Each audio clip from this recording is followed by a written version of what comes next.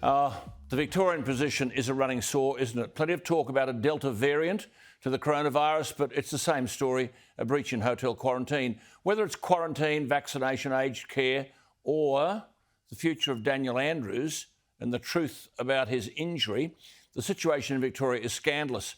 Now, after frightening citizens with dishonest and inflammatory rhetoric about a beastly virus travelling faster than the speed of light, and following welcome intervention from the Prime Minister, the lockdown will end, but we shouldn't get excited. It should never have happened in the first place. The Morrison government must make it clear that there are limits now and forever on what financial assistance will be given in the wake of arbitrary lockdowns. As for this fellow Sutton, the Chief Health Officer, who described the virus as a beast and it, quote, moved faster than any other strain we've dealt with, such alarmism and dishonesty in any other environment would be punished. And we have to end this business where politicians hide behind public health officials, who by and large have few credentials to deal with epidemiological issues, but mimic, quote unquote, advice that government wants to hear and ignore international experts to whom I have referred on this program for over a year.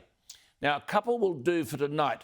The Professor of Theoretical Epidemiology at Oxford University, you've heard me say this 100 times, Professor Sunetra Gupta, urged Australia, now say after me, to abandon its selfish and self-congratulatory lockdown tactics, plural.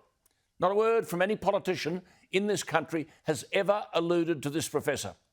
Or the Nobel Prize-winning professor at Stanford, Michael Levitt, who said of lockdowns, the level of stupidity going on here is amazing, and said that lockdowns were, quite a huge mistake.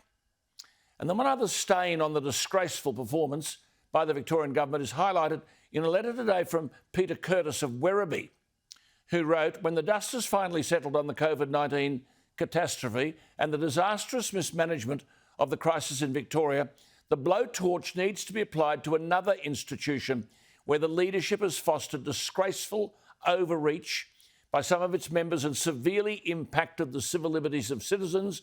He said, I speak of Victoria Police, which has been turned into a political police force by the state government and has unleashed selective and brutal tactics on politically incorrect protesters, intimidated non-compliant journalists, and has now started roughing up Christians engaged in worship outdoors. He writes, this intimidating police behaviour, fully endorsed by police command, warrants a full royal commission in the not-too-distant future, unquote. Well, it's most probably not the only thing that warrants a royal commission. The willingness of politicians to become followers, not leaders, from day one has damaged this country badly. We're now paying the price as people are suspicious of vaccinations because they don't believe, up until now, that they've been told the truth. To this day, I have no idea why the Prime Minister allowed himself to be manipulated by left-wing medical bureaucrats.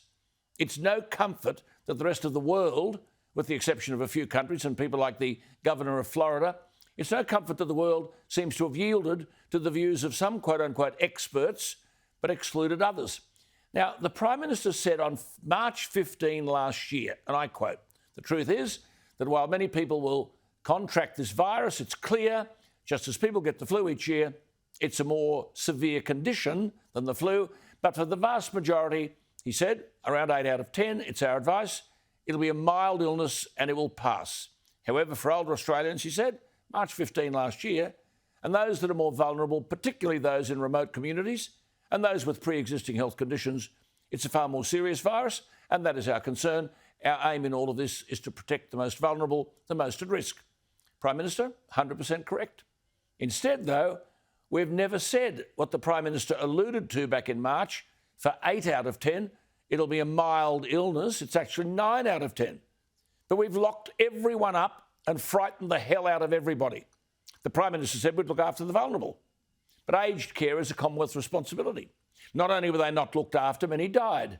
And the vast majority still aren't vaccinated. But because everybody was treated as if they were about to die, money's been thrown everywhere. Our grandkids will have to pay off the debt. I have never witnessed, I've got to say this slowly, but it's truthful, I've never witnessed such incompetence in my lifetime, nor have I seen such an abuse of the truth.